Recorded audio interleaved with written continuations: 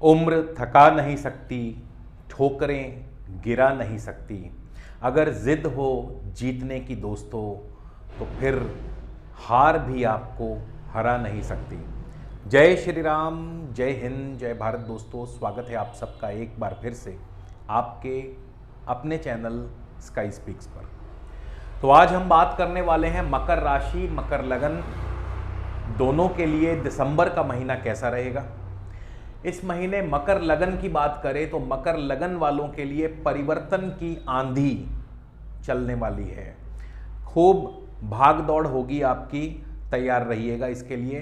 तो आज का वीडियो बहुत खास है दोस्तों, कहीं भी जाइएगा मत, वीडियो को शुरू से लेकर अंत तक ज़रूर देखिएगा। अगर आप हमारे चैनल पर नए हैं तो कृपया चैनल को सब्सक्राइब कर लीजिए, बेल आइकन वाला बटन ज़रूर दबाएं ताकि कोई भी नया वीडियो मिस ना हो।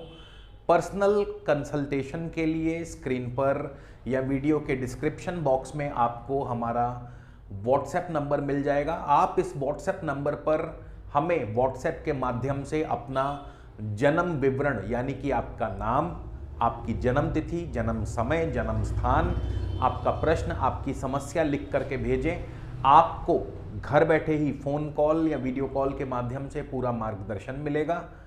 समस्या के उपाय व समाधान भी बताए जाएंगे, मगर शुल्क लागू रहेंगे।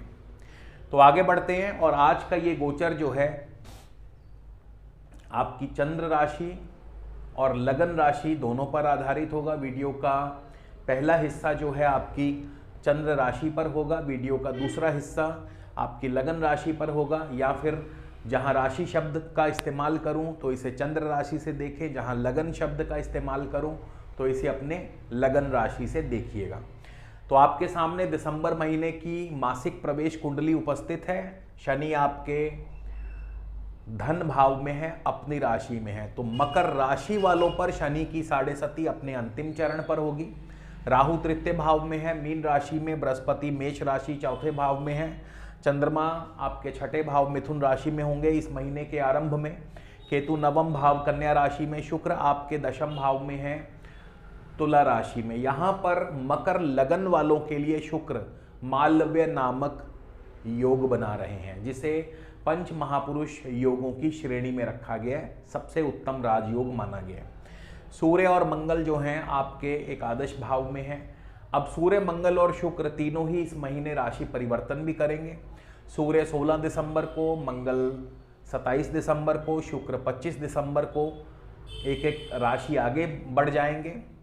बुध आपके 12वें भाव में है, धनु राशि में है। तो सबसे पहले चंद्र राशि की बात करते हैं, मकर राशि की बात करते हैं। सेहत और स्वास्थ्य इस महीने ठीक ठाक रहेगा। हालांकि शनि की 7.5 चल रही है तो मानसिक चिंता, मानसिक थकान, स्ट्रेस वगैरह अवश्य बना रहेगा, लेकिन शारीरिक रूप से कोई दिक्कत परेशानी नहीं होनी चाहिए। कर्म क्षेत्र की बात करें, प्रोफेशन की बात करें तो शुक्र आपके दशम भाव में होंगे, अपनी राशि में होंगे। किसी ना किसी स्त्री या महिला के माध्यम से आपको कार्य क्षेत्र में सफलता मिलती नजर आती है। और खास करके आप स्त्री या महिला का सम्मान करें और उनका बिल्कुल भी विरोध ना करें तो भी आपके कार्य जो हैं वो बनेंगे। तो आपको यहाँ पर थोड़ा ध्यान रखना है। आप अपने सीनियर, अपने बॉस, अगर खास करके वो महिला हैं तो उनका पूरा मान सम्मान और उनके साथ तालमेल बना करके चलें तो आपके लिए सफलता की सीढ़ी निश्चित तौर पर आपको अवश्य मिलेगी। आमदनी की बात करें तो मंगल आपके लाभेश हैं, लाभ स्थान में है, सूर्य के साथ हैं, सूर्य अष्टमेश है। शनि भी अपनी राशि में है, धन भाव में है। तो यहाँ पे आमदनी होगी जरूर, पैसा जरूर आएगा, लेकिन सूर्य अष्टमेश होकर के लाभ स्थान में है। पैसा आएगा और पैसा साथ ही साथ खर्च भी हो जाएगा, यानी पैसा टिकेगा नहीं। तो आमदनी भी मतलब आई चलाई जो है आपकी चलती रहेगी। पढ़ाई की बात करें तो पंचम भाव पर मंगल की दृष्टि रहेगी। शुक्र जो है पंचमेश दशम भाव में है। पढ़ाई में टेक्निकल, खास करके फील्ड में या आर्ट्स या कला आदि के क्षेत्र में आपको सफलता मिलती नजर आती है। आपके प्रेम संबंध यानी लव लाइफ भी ठीक ठाक चलेगी। संतान पक्ष की तरफ से भी आपको शुभ फल मिलते रहेंगे।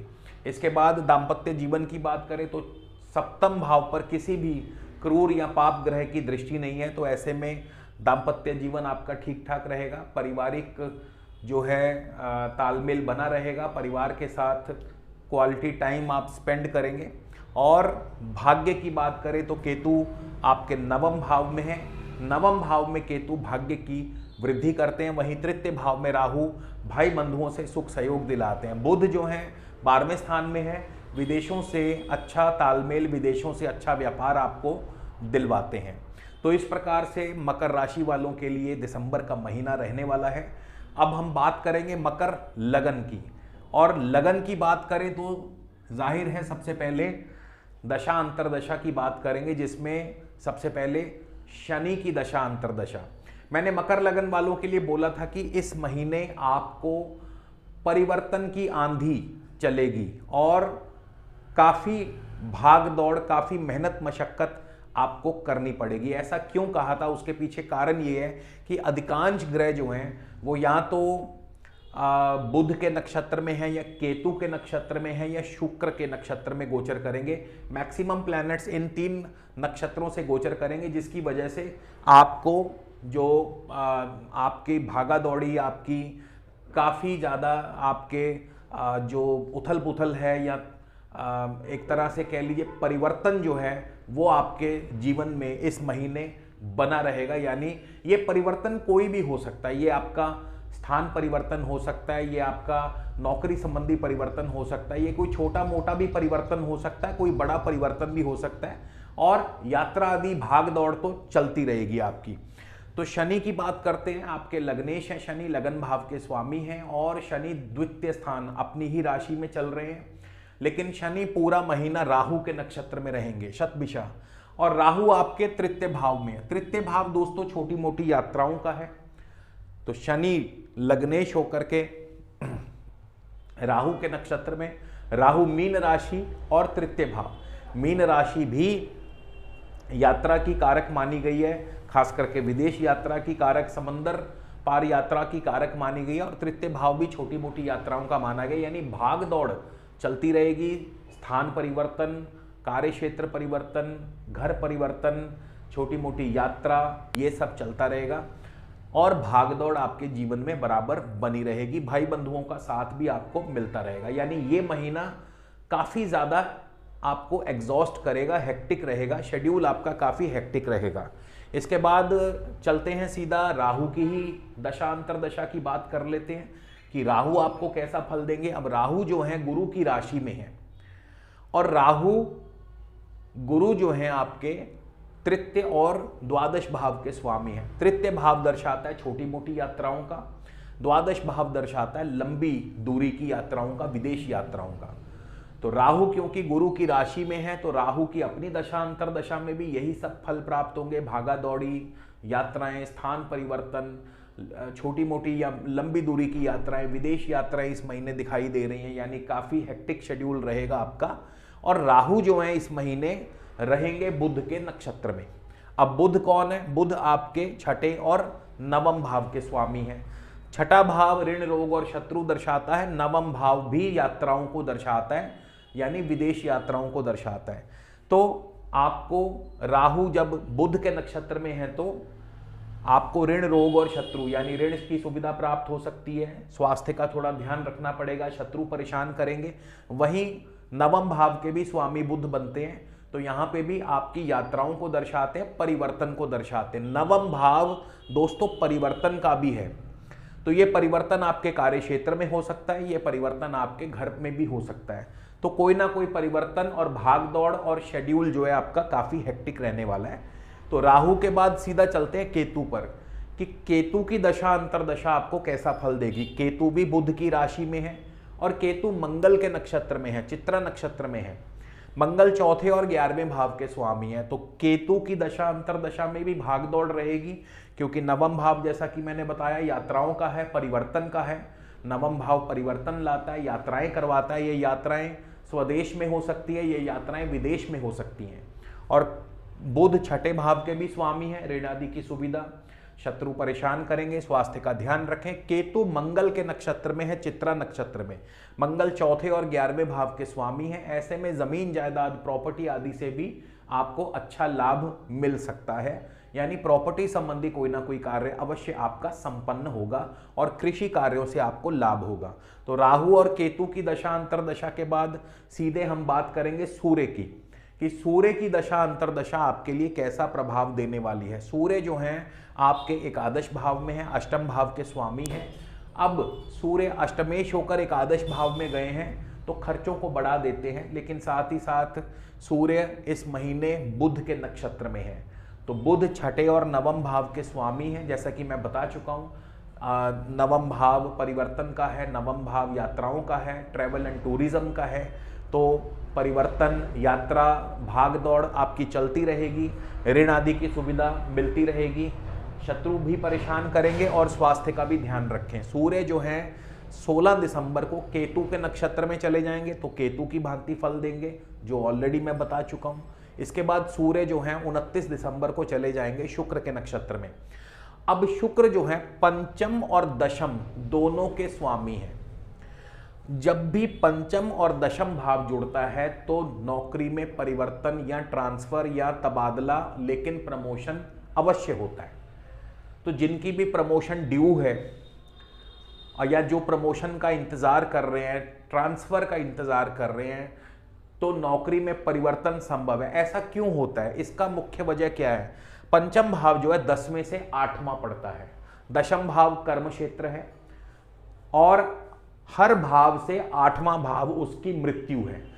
दशम भाव कर्म है, पंचम भाव क्योंकि 10वें से 8वां है, यानी कर्म की मृत्यु। तो यानी यहां जब पंचम और दशम एक्टिवेट होता है तो पहली नौकरी छोड़ करके व्यक्ति दूसरी नौकरी में चला जाता है, या ट्रांसफर या तबादला या प्रमोशन आदि हो जाता है।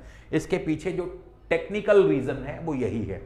तो पंचम और दशम जब भी एक्टिवेट होता है तो आपके कार्य क्षेत्र में बदलाव जरूर आता है, और इसीलिए मैंने कहा था परिवर्तन की आंधी चलेगी। इसी तरह मंगल की बात कर ले। मंगल शुरुआत में शनि के नक्षत्र में है, शनि धनेश होकर धन भाव में है। शनि निश्चित तौर पर धन लाभ। अब देखिए शनि और बाकी अन्य ग्रहों में फर्क क्या है, धन लाभ कैसे करवाते हैं? कोई भी ग्रह अपनी ही नेचर के अनुसार धन लाभ करवाएगा। अगर मान लीजिए यहां पे चंद्रमा हो, आपका धनेश चंद्रमा हो और कोई ग्रह चंद्रमा के नक्षत्र में हो, तो चंद्रमा बहुत फास्ट मूविंग है। चंद्रमा एकदम से आपको धन लाभ कराएंगे चुटकियों में, मतलब आपने बात की और शाम तक पैसा आ गया। इसी तरह अन्य ग्रह बुध है, शुक्र है, मंगल है, ये सारे फास्ट मूविंग है। इवन सूर्य भी फास्ट मूविंग है।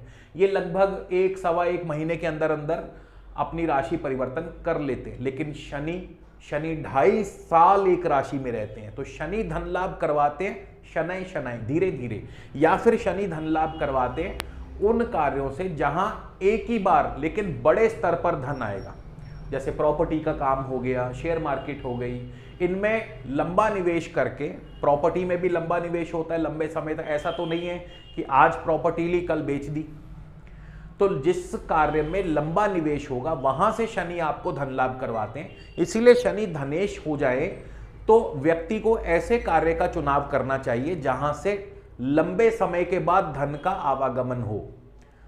तो जब भी शनि धन या लाभ के स्वामी हो या केंद्र के स्वामी हो, तो ऐसे कार्य का चुनाव, जैसे प्रॉपर्टी डीलिंग, कंस्ट्रक्शन का काम या लंबे निवेश से जहां से धन आना हो, ऐसे कार्यों से धन लाभ आपको होता है। तो शनि धन लाभ कराएंगे, लेकिन शनै शनै, धीरे धीरे, और एक ही बार में, लेकिन ज्यादा सारा, काफी सारा धन इकट्ठा आ जाता है। तो इसलिए शनि जो है इस तरह से धन लाभ करवाते हैं। हम मंगल पे थे। मंगल 9 दिसंबर को बुध के नक्षत्र में चले जाएंगे। अब बुध के नक्षत्र में है तो बुध के बारे में हम ऑलरेडी बात कर चुके हैं। बुध नवम भाव के स्वामी हैं, तो नवम भाव यात्राओं का है, लंबी दूरी की यात्राएं, परिवर्तन का है। छठे भाव के स्वामी हैं ऋण, रोग और शत्रु। ऋण मिलेगा, शत्रु परेशान करेंगे, रोग यानी स्वास्थ्य का ध्यान रखें। मंगल जो है इसके बाद 27 दिसंबर को केतु के नक्षत्र में जाएंगे, तो केतु की भांति फल देंगे, जिसके बारे में हम ऑलरेडी बात कर चुके हैं। इसी तरह बुध की अपनी दशा अंतरदशा आपको कैसा फल देगी, तो बुध जो है इस महीने शुरुआत में ही केतु के नक्षत्र में केतु की तरह फल देंगे, जिसकी चर्चा हम ऑलरेडी कर चुके हैं। इसके बाद बुध चले जाएंगे शुक्र के नक्षत्र में। शुक्र पर भी हम बात कर चुके हैं। शुक्र पंचम और दशम के स्वामी, और मैंने बताया था कि अगर कोई भी ग्रह पंचम और दशम का स्वामी बनता है और क्योंकि शुक्र फास्ट मूविंग है तो बहुत जल्दी रिजल्ट देते हैं। तो पंचम और दशम के स्वामी हैं, और पंचम और दशम, और अगर शुक्र कहीं आपकी कुंडली में भी पंचम और दशम में ही बैठे हैं तो यकीन मानिए या तो नौकरी में परिवर्तन आ जाएगा, ट्रांसफर तबादला हो जाएगा, या फिर नौकरी में दिक्कतें अवश्य आएंगी आपको। क्योंकि अगर मान लीजिए नौकरी नहीं भी बदलते हैं तो ये महीना नौकरी में दिक्कतों वाला रहेगा, यानी चुनौतियों वाला रहेगा, क्योंकि पंचम जो है दशम से अष्टम पढ़ते हैं। इसके बाद बुध चले जाएंगे 28 दिसंबर को अपने ही नक्षत्र में। तो बुध अपने नक्षत्र में होंगे, जाहिर सी बात है बुध छठे और नवम का ही फल पैदा करेंगे, उसका ही फल देंगे। तो छठा और नवम भाव ऑलरेडी हम बात कर चुके हैं क्या क्या फल दे सकता है। इसी तरह गुरु की दशा अंतरदशा, गुरु चौथे भाव में लेकिन केतु के नक्षत्र में, तो गुरु भी केतु की भांति फल देंगे, यानी जो फल केतु के अंतर्गत मैंने आपको बताया वही गुरु की दशा अंतरदशा में आपको प्राप्त होगा। इसके बाद शुक्र की बात कर लें। शुक्र जो है थोड़ा सा बाकी ग्रहों से थोड़ा अलग, लेकिन ज्यादा नहीं, थोड़ा अलग चलेंगे। शुरुआत में शुक्र मंगल के नक्षत्र में होंगे। दिसंबर के आरंभ में शुक्र जो है मंगल के नक्षत्र में, मंगल चौथे और 11वें के स्वामी हैं, तो प्रॉपर्टी से धन आएगा, जमीन जायदाद के कार्यों से धन आएगा, कोई प्रॉपर्टी डील मैच्योर हो सकती है, कृषि कार्यों से धन आएगा। अब चौथा और 11वां एजुकेशन का भी है, एकेडमिक क्वालिफिकेशन। जब आप नक्षत्रों की बात करते हैं तो पंचम भाव को विद्या स्थान नहीं माना जाता, चौथे और 11वें को एकेडमिक क्वालिफिकेशन का स्थान माना गया है। तो पढ़ाई में विद्यार्थियों का प्रदर्शन बहुत बढ़िया रहेगा।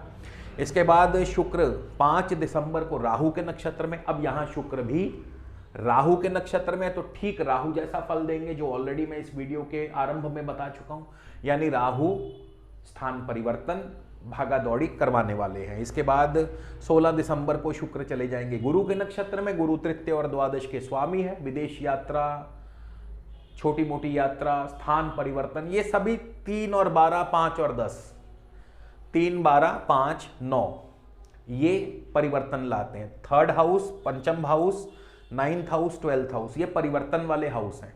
क्यों? क्योंकि यात्राओं से जुड़े हैं, परिवर्तन लाते हैं। यात्रा नहीं होगी तो परिवर्तन आ जाएगा, परिवर्तन नहीं होगा तो हेक्टिक शेड्यूल आ जाएगा, भागा दौड़ी चलती रहेगी।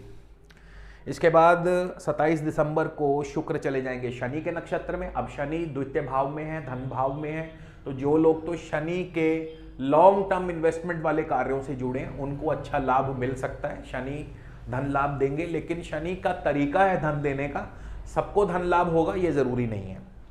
तो इसके बाद शुक्र के बाद हम बाकी सभी ग्रहों की बात कर ही चुके हैं, शनि राहु केतु के बारे में ऑलरेडी जिक्र कर चुके हैं।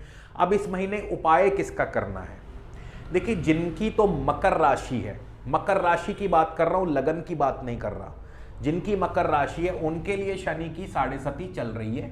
तो आप हर शनिवार शनि मंदिर जाएं और माथा टेकें, इससे बढ़िया कोई उपाय नहीं है। शनिवार नंगे पांव मंदिर जाएं, माथा टेकें, और हो सके तो गाय के कच्चे दूध का तिलक लगाएं। ये सबसे सरल उपाय है शनिदेव का। और इसके अलावा क्या उपाय कर सकते हैं इस महीने? इसके अलावा और किसी उपाय की जरूरत नहीं है। हाँ, शुक्र की पोजीशन बहुत बड़ी है आपके, खास करके शुक्र दशम भाव में है, केंद्र भाव में है, और मैंने बताया था कि मकर लगन वालों के लिए शुक्र मालव्य नामक योग बना रहे हैं। वहीं मकर लगन वालों के लिए शनि की पोजीशन भी बढ़िया है। अब यहाँ पे अगर हम राशि की बात करें तो शनि की 7.5 है, लेकिन लगन की बात करें तो अब शनि की 7.5 लगन वालों पर लागू नहीं होती है। शनि की 7.5 वाला कॉन्सेप्ट केवल और केवल चंद्र राशि वालों पर लागू होता है। शनि की 7.5 जो है केवल चंद्र राशि से देखी जाती है, लगन राशि से शनि की 7.5 नहीं देखी जाती है, ऐसा कोई कॉन्सेप्ट है ही नहीं है।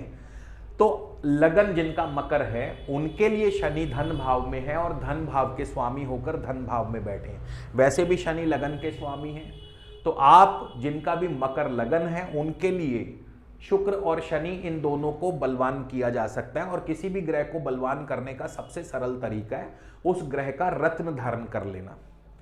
यानी रत्न जो है, रत्न क्या करते हैं? बेसिकली रत्न जो है सूर्य की किरणों से उस ग्रह के कलर को अवशोषित करके हमारी बॉडी में पहुंचाने का कार्य करते हैं, यानी इसे कलर थेरेपी भी कहा जाता है। तो जितना उस कलर का हमारी बॉडी में अवशोषण होगा उतना ही उस ग्रह की पावर या ऑरा जो है वो हमारे चारों तरफ बढ़ती है। तो शनि देव को प्रसन्न करने के लिए शनि का रत्न है नीलम, जो कि पुरुषों के लिए दाएं हाथ की मध्यमा में 7.25 रत्ती और महिलाएं बाएं हाथ की मध्यमा में 6.25 रत्ती। वहीं ओपल जो है शुक्र का रत्न माना गया है, हालांकि डायमंड भी शुक्र का रत्न माना गया है, लेकिन अब अगर आपको मैं बोलूं कि 7.25 रत्ती का डायमंड पहन लो या 6.25 रत्ती का डायमंड पहन लो तो पॉसिबल नहीं है, बहुत महंगा हो जाएगा, आपकी पहुंच से बाहर चला जाएगा।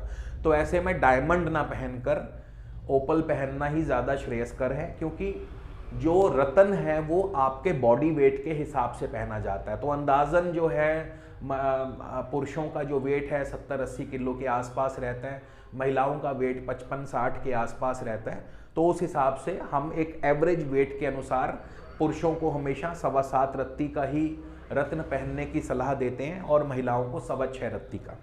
तो शुक्र के लिए ओपल पहन सकते हैं, दाएं हाथ के पुरुष हैं तो दाएं हाथ की इंडेक्स फिंगर में 7.25 रत्ती का ओपल, और महिलाएं हैं तो बाएं हाथ की इंडेक्स फिंगर में 6.25 रत्ती का ओपल आप धारण कर सकते हैं। और ये रत्न आपको हमारे कार्यालय से भी संपर्क करने पर मिल जाएंगे। आप घर बैठे ही कोरियर के माध्यम से इन रत्नों को मंगवा सकते हैं और हमारे कार्यालय से 100% शुद्ध यानी 100% जेन्युइन और सर्टिफाइड 100% प्रामाणिक रत्न आप घर बैठे ही कोरियर के द्वारा मंगवा सकते हैं। तो इसी के साथ दोस्तों विदा लेता हूं, अगले वीडियो में फिर मिलेंगे। जय श्री राम, जय हिंद, जय भारत।